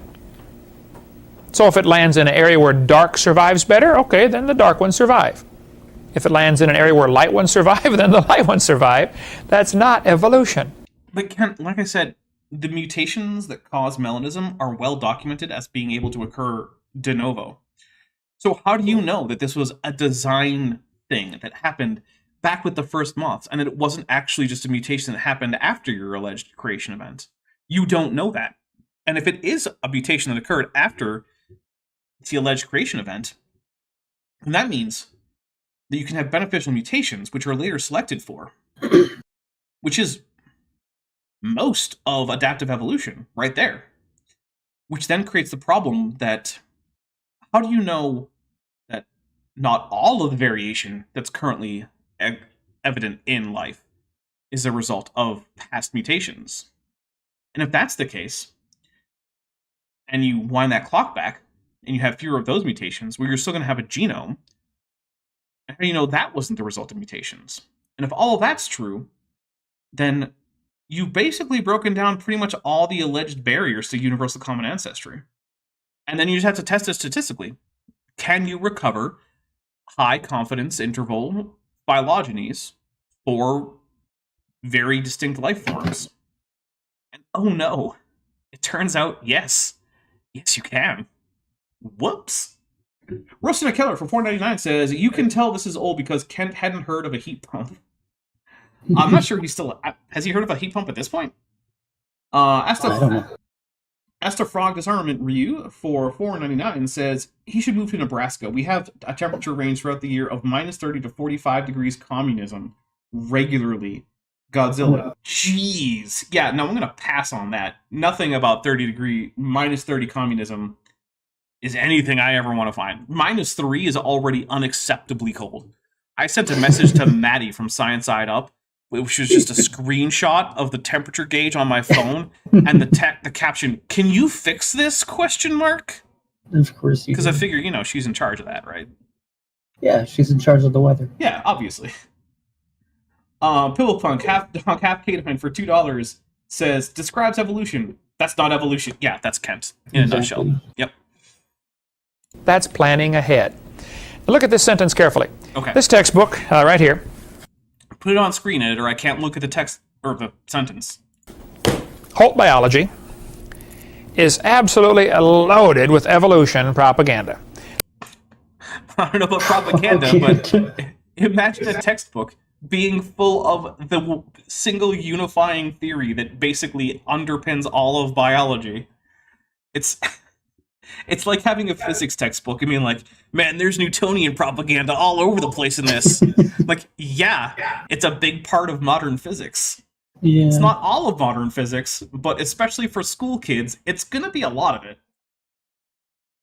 Oh, and Science Side Up is in the chat saying I could not fix it ever. Well, darn it, Maddie. Maybe next time. See what you can do about this Thursday. It's supposed to be cold and dreary and rainy, and I don't like it. Although I also hear that apparently most of the entire rest of the planet is in like the middle of a heat wave, and we get freezing temperatures in the middle of Arizona. Mm-hmm. It's like, what the heck is happening? The answer is near catastrophic climate change. That's fun. I tell the kids, we're going to learn to think critically. Okay. Now look at this sentence carefully. Mm-hmm. This is the book used at, you go to Woodham? Woodham uses this book. I guess that's a city? Woodham? Is that a school? I don't know. I don't know. Okay. They tell the kids, think critically. Do you think humans are still evolving? Mm-hmm. Now what kind of question is that? That's a pretty reasonable one. I mean, obviously the answer is yes, because it's basically impossible for a population to stop evolving, right? Because just random chance is going to cause frequencies of alleles to change over time. But a kid might not know that, right? And a kid might only base his ideas about the processes happening to humans as a species based on what he can perceive in his own life, which is going to be a tiny, tiny segment, especially when you're young, of the entire history of humanity as a species, or even as a collection of species, if we go with like the genus Homo, or even wider hominins, right? So, the kid has this very limited experience, but you're asking him, okay, but think about all that we've learned about. And you see up here, we're talking about Cenozoic glaciations and whatnot. So you're already priming this kid to think about a much vaster period of time than he has personal experience with. And humans have obviously evolved during that time. In fact, during the entire history that we've been checking up on humans. We know they've evolved. We've seen their allele frequencies vary in various populations. We've seen new mutations begin and spread throughout the human population. Or, well, in the human population. Master Frog Disarmament Ryu for $4.99 says, there was one day, I think 3 winters ago, where the wind chill was minus 51 degrees communism. That was fun. With the sarcasm. Yeah, no. Pass. Actually, I have some cousins who live in Alaska, and one of them once almost died because he went to go check something under in the undercarriage of his truck, and it was somewhere around minus 40-ish, which I don't have to tell you if that's freedom or communism because it's the same temperature. Yeah. And he got stuck, and no one knew that, but his mom, my first cousin, this is my first cousin once removed that we're talking about, was like, the truck isn't gone. She went to check on him. Yeah. Guy was minutes away from having serious frostbite. Yeah. Because he wasn't planning on staying outside in the cold. So he hadn't quite bundled up to spend, 10 minutes outside. So, yeah. Also, that same cousin had a moose come by her house yesterday. Oh. Just eat some of her herbs that she was growing. Well, that's unfortunate. Yeah. She shared this video. He's like, there's a moose. He's eating my plants from my porch. Aww. And it was a baby moose, too. It was actually pretty cute. But, of course, it's a baby moose. It's the size of a small horse, because it's a moose. Yeah. Anyway, a few things here. Let's see. Rosana Keller for $9.99 says, Kent is remaking these seminars on his YouTube channel. I thought something would change his arguments. Why would you think that? They have not. They're still outdated and using the same crappy jokes. Yeah, of course they are. Kent has not updated his script ever. It is the exact same script. That's why when I debated him, I knew exactly what he was going to say at every step of the way, and I had a slide ready for it. Fade to Grey, Boiled Teriyaki Arc, which I still love, who's been a member for 19 months, thank you very much, it's very generous, and is at the amulet level, says, Noah loads up the Ark with dinos. Dinos promptly go extinct. Now that's planning ahead. Exactly. Heather, Shoggoths are smarter than Roger Coon. Nice. For $5 says, fun fact, sometimes it's useful to turn on the AC when it's cold to defog the windows. True. Yeah, the AC is also a bit of a dehumidifier. So yeah, that can help. All right, here we go. That's one of those questions like, have you stopped beating your wife yet? Well, have you, Kent? Well, yeah, that's actually a good question for Kent, yeah. Because we know that he has beat at least one of his wives, and we also know that when asked, Joe Hovind was asked if Kent had physically abused her, she just refused to answer the question. Now, if he hadn't, I'm pretty confident she would have just said no. Now, that also, to be fair, right, I can't say that he definitely did, because she didn't confirm it. But she also wasn't denying it, and actually, hey, we're pretty close to a 2-2. Ooh. Yeah, we're like 31 nice. bucks away from a 2-2. We gotta do it. You gotta make it happen, chat. Well, yeah. I believe in you. Chat, you could do it. We're like 31 away from a 2-2. And a special avatar for me. Which might mean that if you guys vote for Dapper Does What He Wants, I could make my Steamboat Willie avatar. That would be awesome. Yeah, it would. Oh, wait a minute. If I say yes, I'm admitting I did. Mm-hmm. Which you did, Kent. We know that.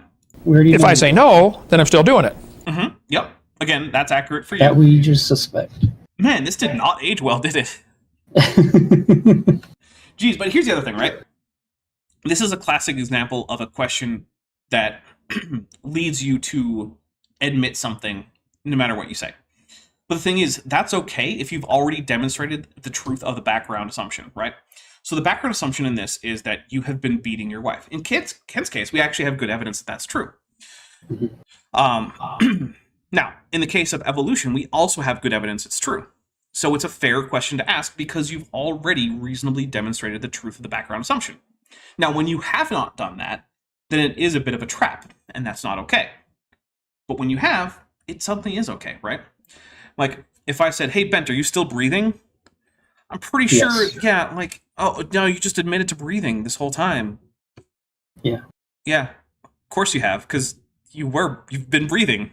You wouldn't be alive For if a you very hadn't. long Yeah, time. exactly. Like most of your life.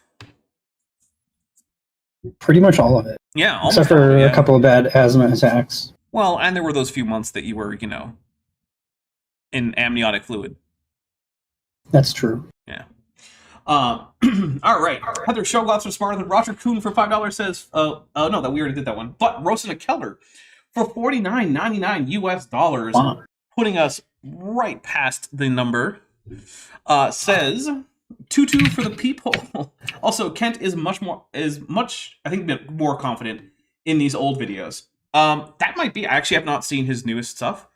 I pretty much never went to his channel back before it got nuked by YouTube, and now that he has a new one on top of that, I think I've looked at it, but like I haven't watched a single video on it. Fits of Google image searching equals research rage, who's been a member for 6 months, says gonna pay it forward to do my part in getting a tutu as well as a new avatar with a bunch of pelagic tunicates, followed by a Mothra. So despite the disgusting horribleness of the pelagic tunicates, we are going to take a drink for Mothra, because Mothra is great.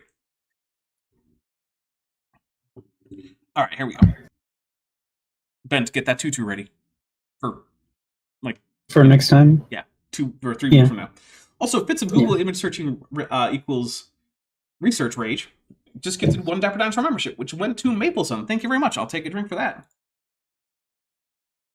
And Pillowpunk, half dog, half canine, asks the very appropriate question for $2. Kent, when did you stop beating your wife? I'm going to go out on a limb and say he might not have. That type of question cannot be answered with a yes or no. I mean, unless the background assumption is true. The question assumes you were beating your wife, right? Mm-hmm, which is sometimes true, like in your case. So the question... I'm never going to let go of the fact that Kent is currently true. a convicted wife beater. Now, granted, the case is on appeal. Until that's overturned, Kent is a convicted wife beater. That's just a fact.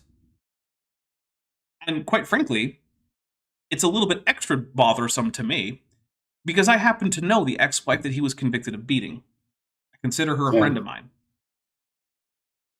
Which... Now, I'm not saying that it's better when it's someone I don't know, but it's less personal. So, you know. Dr. Tapio Weasel just gifted another Dapper Dinosaur membership, and it went to Luma. Thank you very much. We'll take a drink for that. Well, these guys are now trying to get me to wear the tutu in my human suit. But they're a long ways away from that. Chat. Yeah, you could make it happen. Could. Horseflesh for $9.99 says, AIG or a bag of dicks. It's all spelled weird. Thank you very much. We'll take a drink. All right, here we go. The question says, have you stopped beating your wife yet? What if you never did? Well, then you wouldn't be Kent Hovind. How can you answer this question? Go back and look at the question they asked the kids in high school. Do you think humans are still evolving? Fearmonger, a.k.a. Mr. Evolution, points out, and a self-admitted child beater, don't forget. Yeah, no, good point. Kent also was beating his children, as well as being emotionally abusive. Mm-hmm. Doesn't that question assume that evolution happened? Yes. What if a kid doesn't Yeah, of course it does. Because, I mean, it did, right? believe in evolution at all? How's he supposed to answer that not question? Going to do well on the question. Yeah. Look, here's the thing, right? The textbook cannot cater to every incorrect belief a child might hold, right? You're not going to get your geography textbook to start catering to the flat earthers among the kids just because there might be some. And flat earth is as well supported as young earth creationism, in that it is completely contradicted by every ounce of relevant data that could be used to distinguish between the two. Globe versus flat, or evolution versus creationism. Jester, Lord of Fools for $10 says, please consider repaying this with DAP on tap as well. Just think, lasers and dinosaurs. Nice, thank you very much. And there was, of course, a sauropod emoji. Is that supposed to be a brachiosaurus? You know what, every time you see a brachiosaurus, it's usually actually a giraffe titan. So, whatever. Anyway, Iapetis also just joined the channel at the amnio level. Thank you very much, everybody. Send some tetrapods and or some sessile, God-fearing, hardworking, patriotic tunicates. Not those heathen godless Wonderful. pelagic tunicates. Amazing. Look at the next one. How might the dinosaurs' body heat problems have led to their extinction? I mean, even in 1994, that's a weird question. Yeah. But okay, it doesn't even have anything to do with evolution, so... There are two assumptions in this question. Who can see them? Is it that dinosaurs are extinct and that they had metabolisms, I guess? Like, is one of the assumptions that dinosaurs were living organisms who had to take in sustenance and perform cellular respiration?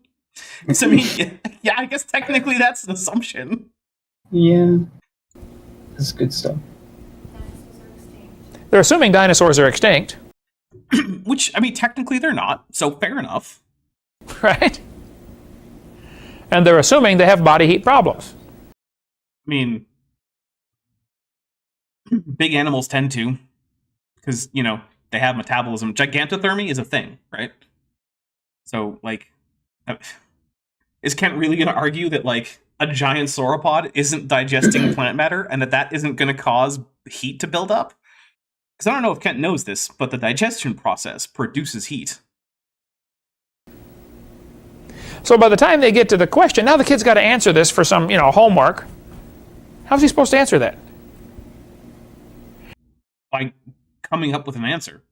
I don't understand what he's asking. Like, Yeah. Also, it's not like Just this is the answer. kind of question that's like a right or wrong thing, right? You're asking the kid to think about things. And sure, the kid might put down something that doesn't make sense or isn't true. And you might want to discuss that. But this isn't like a yes or no or true or false or multiple choice or like a math problem where there's a definite right answer. You want the kids to engage with the material. So if the kid doesn't think they have a body heat problem, he can write that down, right? If the kid honestly doesn't believe in evolution, he can write something down to the effect that, like, I don't think that humans are currently evolving because I don't accept the theory of evolution as correct. And you can write that, right? It's an open forum question. And then maybe that'll be cause for a discussion. Hopefully after class, because quite frankly, there's no good reason to take up class time with creationism beyond to dismiss it summarily and then move on with the actual curriculum. Because, you got a lesson plan to get through. It's another thing I happen to know about school teachers is not a whole lot of time to waste most of the time. Yeah. They have required modules that they have to, impart to the kids. These kind of questions are not teaching the students how to think. They are teaching them what to think. Oh. These kind of questions are used in Soviet schools for indoctrination. Oh my gosh. I'm just going to take a drink. Plus, I'm pretty sure that this was filmed in the early 2000s. After that thing called, the fall of the Soviet Union. You might have heard of it. Jeez. Can't. The communists are coming for your kids via evolution, everybody. The Soviet Union, who famously rejected evolution because it was too capitalist in favor of Lysenkoism, where the plants were going to have class solidarity and not leach each other's nutrients so you could plant them as close as you wanted, as long as you did it in a good communist fashion, comrade. Yeah, that led to a famine. Do you think communism is a great form of government? I like that he can't even get this question out. He's got to think about it too hard, because he's just making this up. Questions that the question is phrased to get the answer that they want. Most of the surveys they do for these political things in election years, they phrase the question as Astro Frog Disarmament, Ryu for 199 says, weren't the Soviets notoriously anti-evolution? Yeah, for a long period they were. Eventually when they realized that, oh, hey, this just causes famines, they kind of took a step back from that, because it turns out it's hard to run a country if there's just no food, right? Yeah. So I could imagine that being difficult. Yeah. And you can only steal so much food from the Ukraine to send it to Moscow before the Ukrainians die and there's no one to grow the next season of crops. Which was actually a problem that started happening because they did steal all the food from the Ukraine, and the Ukrainian farmers, well, just Ukrainians in general, started starving to death. And then what? You're going to ship in those farmers from the Soviet Union who already don't know how to farm and are already failing? Or, well, from Russia, not the Soviet Union, obviously, because Ukraine's part of it. No. No, you're not, because that's not going to work either. Yeah, it was a man-made famine in Ukraine. It's called the Holodomor. It's a crime against humanity. And, yeah. When it comes to mass murder by governments in the 20th century, yeah, unfortunately, the communists, they definitely have the fascists beat when it comes to just mass murder of their own populations. Certain way to get the answer that they want, to make the poll look like, everybody's for their candidate. But that's the thing, though. They actually tend not to, because the only value that polls have in election cycles is to accurately represent the likely voting behavior and concerns of the populace that's going to be voting. Because the only way to make rational campaign decisions on the basis of what you think might win you the campaign is if you accurately know the disposition of the voters, right? That's why it was a big deal back in 2016 when the polls were so wrong about the presidential election. It's why so many polling places started to consider like reforms to how they did polling, because it's useless to have inaccurate polls. Now, every once in a while, you might get like an AP poll or something that's not about an election, and they try to phrase it in a way to make some kind of point. I'm not saying it doesn't happen, but by and large, political polling tries to be as unbiased as possible because the only value it has is in accurate reporting. The less accurate it is, the less useful it is to the people who care. If I'm a politician who's trying to win a campaign, I'm not going to pay for your polls that just say what I want them to say. I need to know what the actual situation is on the ground with likely voters. So we're just going to take a drink for Ken not even understanding how polls work and what the point of them is. Oh yeah, Pillowpunk, half dog, half canine for $2 says, Lysenko has entered the chat. Yeah, he should get out of the chat. Because, geez. I'm not going to say he directly murdered all those people, but, their blood is definitely on his hands. Thank you guys for giving a 2-2 number, because, yeah, this one got a little dark in multiple places. I wouldn't trust the polls at all. Kent, the Poles are a perfectly nice people who make some delicious food, and it's not fair to not trust them. That's just your bigotry coming through. To all my Polish viewers, thank you very much. I appreciate you, and I don't trust you more or less simply because you're a Pole. Care what the polls say. I'm going to vote for the best guy who I think's the best guy, and if he has a 0 chance of winning, okay. Yeah, Kent, the Poles aren't there to convince you to vote for someone. They're there to inform the candidates and their staff of what people are concerned with and how they're doing in the election, so they can target their campaign to certain places to convince you that their guy is the best guy. How does he not get this? This isn't complicated. Just not that smart. I've taken a track in with this.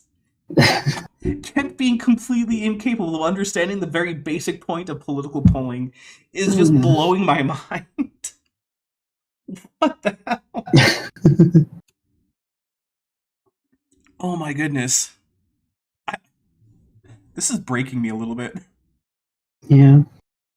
Because I'm used to him being really stupid about, like, science. But, like, why is he so wrong about polls? My job is to do what's right. Well, Kent, maybe you should talk to your wives about that. Yeah, he's failing pretty bad. Or, I don't know, maybe, what about that time that, a kid drowned on your park, and then when you went to the hospital with the family, what you did was hand out gospel tracts instead of, maybe helping and commiserating with the family. Yeah. Even your own cult members were like, that seems weird. Yeah. And if it hair lips the devil, well, tough, okay? What does that even mean? I don't know. Is that like splitting someone's lip or something? I don't. I've never heard think hair lipping as a so. verb. I'm going to do what's right. Nobody likes it. Okay, I got to stand before God and say, God, I did what was right. I'm not going to vote for some guy because he has the best chance of winning. I've never met anyone whose primary concern with voting was that their guy had the best chance of winning, right? I mean, I've never voted that way. I've always voted for, like, I know, to be fair, I will sometimes vote for the person who is among the likely candidates, right?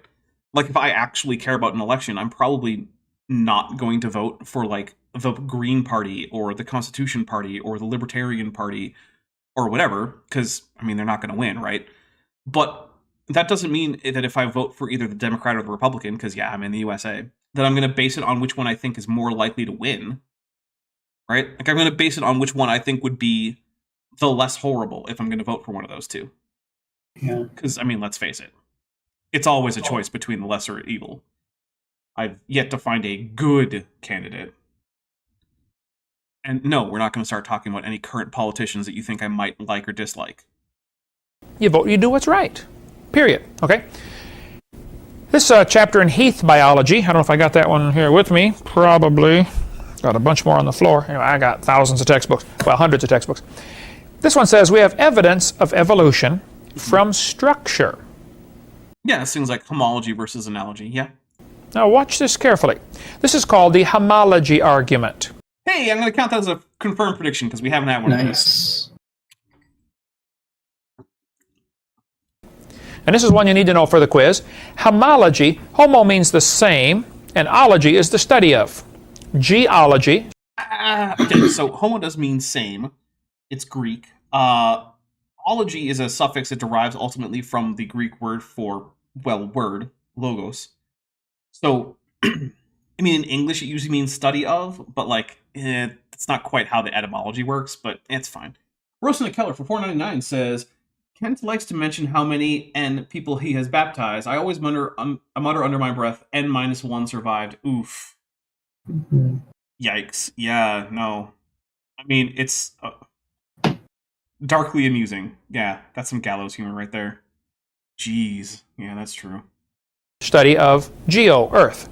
Biology, study of bio, life. I mean, it's geos and bio, or bios, but sure, whatever. I'm not going to knock Ken for dropping the sigma. Biosphere is the living part of the world. Savage Pharaoh's favorite Clovis Point Cobra for $2 says Ken Hovind is an expert in structuring.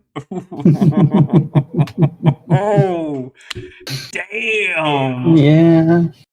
Ken Hovind is suddenly sitting down there in Alabama, and he's got a burning sensation all over his body right now, and he has no idea why. Homology is the study of things that are the same. No, see, Kent, that's why you can't just use the etymology, right? Homology is not even a study. It's when two different structures that you find in two different organisms share a deep similarity in their anatomy that is seen in their embryological development, which is then inferred to be because of shared ancestry with that. So, for instance, humans have all the same bones in their arms that dogs have in their front legs and that dolphins have in their front flippers. Well, I mean, only flippers for most dolphins, but every once in a while you do get some dolphins with rear flippers. But also that bats have in their wings, that pterosaurs have in their wings, that horses have in their front legs. And they all develop from the anterior limb buds in the embryo. And they have the same pattern of bone development as they grow. They have the same basic pattern of digit development as they grow. And so the similarity in development and tissue types and just overall structure is called homology because they have that similarity. Whereas in other cases, you have analogy. So all those are homologous as forelimbs. But if you compare bat wings and bird wings and pterosaur wings, what you find is that after developing as just forelimbs, they go on to develop very differently into actually wings for flying, which means that while they're homologous as forelimbs, as wings, they are analogous because their development differs in terms of the capacity for flight. It's not its own field of study. It is a part of biology, and you say that there is a homology between these two things. Notice you don't say that there's a geology between granite and rhyolite.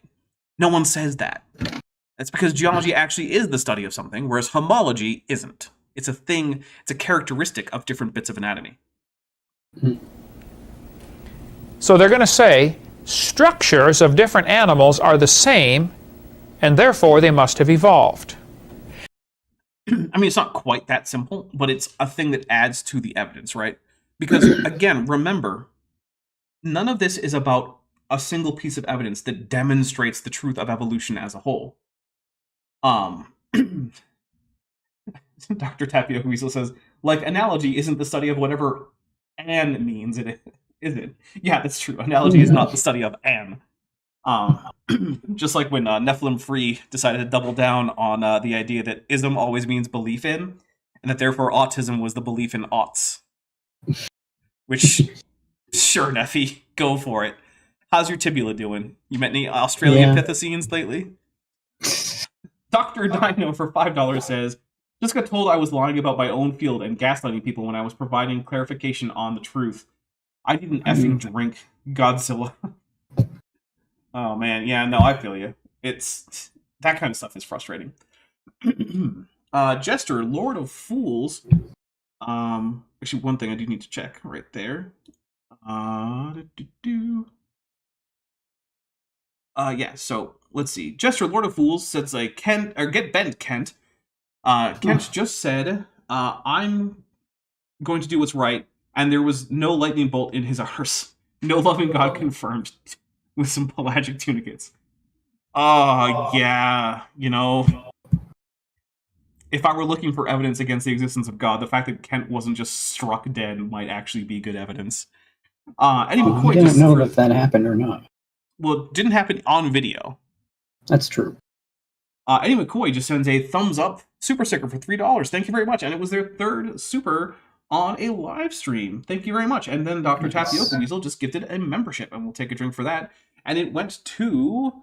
who did it go to? Oh, JMCA does lifts. Well, bro, I hope you're having some good lifting. Then Dr. Tapioca Weasel just gifted 5 more Dapper Dinosaur memberships. My goodness. Someone doesn't like my liver.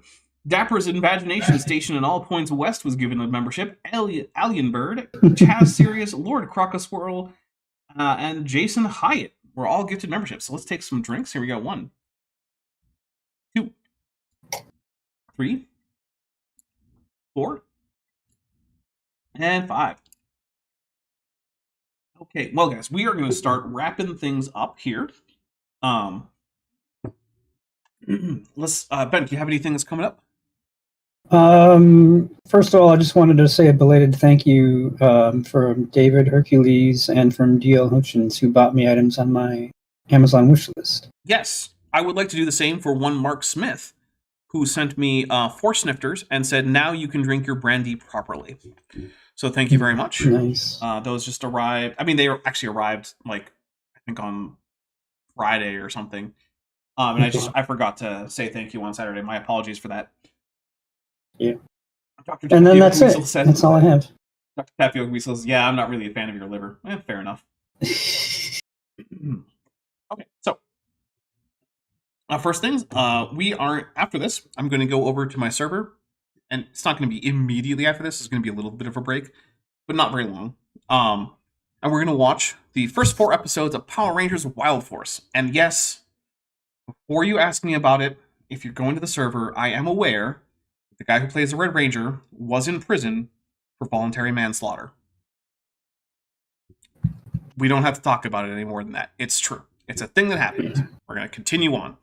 Anyway, tomorrow at 4:30 Pacific, 7:30 Eastern, I'm going to be having a talk with a flurf named Michael, along with Jackson Wheat. He's going to basically try to tell me why the Earth's flat. And myself and Jackson are going to see how convincing that is, and maybe ask some probing questions about his evidence for the flatness of the Earth. I have no idea how that's going to go, guys. It could be terrible. Good luck. Also, unfortunately, that is, in fact, what is happening in lieu of the Power Rangers Jungle Beast stream that I would normally be doing. My apologies to my players on that. I think it is the first time I've just canceled a game because of my dumbness in scheduling. But yeah, sorry about that, guys. So then on Thursday, we are doing the Doug Batchelor's Amazing Fabrications, the movie.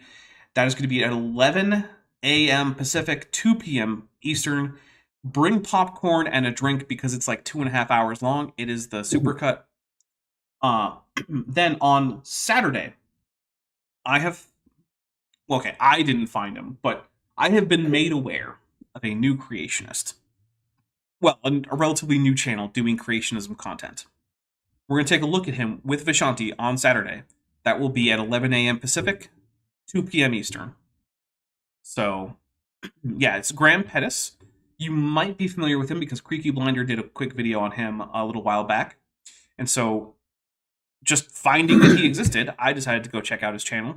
And there's a few videos I might want to cover. They're not very long, so we might like stitch 2 of them together or something. And by we, I mean I. I'm not going to make Vishanti do that labor for me. She's got plenty of stuff on her plate. And I also want to say thank you, because I noticed that she has had a bunch of stuff from her Amazon wishlist purchased for her. And as you might know, Vishanti's having a bit of a rough time right now. She was recently laid off. That's something she announced on last Saturday's show. I'm not breaking any news here. And so she really, really appreciates all the support that you guys have been giving her. So thank you very much. With that, though, it's time to get out of here. I hope all of you have a wonderful rest of your Tuesday. If you're on the Discord server, feel free to come over there and we'll watch some goofy early 2000s Power Rangers. So stay safe out there. I hope to see you tomorrow.